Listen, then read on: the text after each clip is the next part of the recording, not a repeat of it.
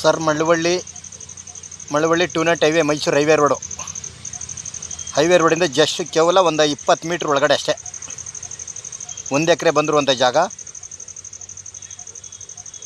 ನೋಡಿದೆ ಹೈವೇ. ಇದು ಮಧ್ಯ ಸೆಂಟ್ರಿಂದ ಆ ಕಡೆ 120 ಅಡಿ, ಈ ಕಡೆ 120 ಅಡಿ ಆಗಿರೋದು. 120 ಅಡಿ ಬಂತು ಅಂದರೆ ಇನ್ನು ಜಸ್ಟ್ ಇನ್ನು ಒಂದು 5 ಮೀಟ್ರ್ ದೂರದಲ್ಲಿ 1 ಎಕರೆ. ಇದು ಮಳವಳ್ಳಿಯಿಂದ ಕೇವಲ 8 ಕಿಲೋಮೀಟ್ರ್ ದೂರದಲ್ಲಿರುವಂಥ ಜಾಗ. 8 ಬರೋಲ್ಲ, ಒಂದು 6ರಿಂದ 7 ಕಿಲೋಮೀಟ್ರು. ಮೈಸೂರಿಂದ ಒಂದು 40 ಕಿಲೋಮೀಟ್ರು. ನೋಡಿ ಈ ಗಾಡಿ ಹೋಯ್ತದಲ್ಲ, ಇದೇ ಮೈಸೂರು ಹೈವೇ.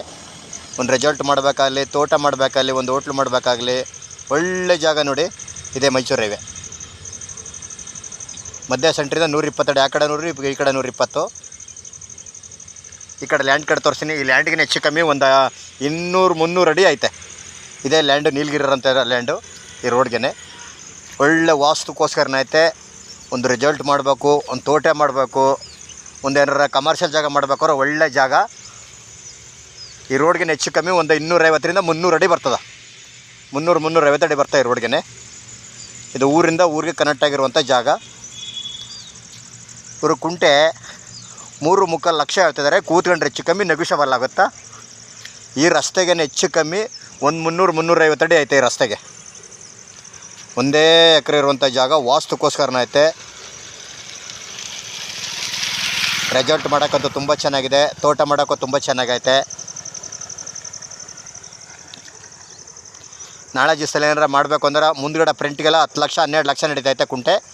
ಇದು ಜಸ್ಟ್ ಒಂದು 20 ಮೀಟ್ರ್ ದೂರದಲ್ಲಿ ಹೈವೇಗೆ ಇರುವಂಥ ಜಾಗ. ಈ ರಸ್ತೆಗೆ ಮಳವಳ್ಳಿಗೆ 6ರಿಂದ 7 ಕಿಲೋಮೀಟ್ರು, ಮೈಸೂರಿಗೆ 40 ಕಿಲೋಮೀಟ್ರು, ಬೆಂಗಳೂರಿಂದ 105 ಕಿಲೋಮೀಟ್ರು. 1 ಎಕರೆ ಬಂದಿರುವಂಥ ಜಾಗ. ಇವರು ಕುಂಟೆ 3.25 ಲಕ್ಷ ಹೇಳ್ತಾರೆ. ಕೂತ್ಕೊಂಡ್ರೆ ಹೆಚ್ಚು ಕಮ್ಮಿ ನೆಗೋಷಿಯಬಲ್ ಆಗುತ್ತಾ.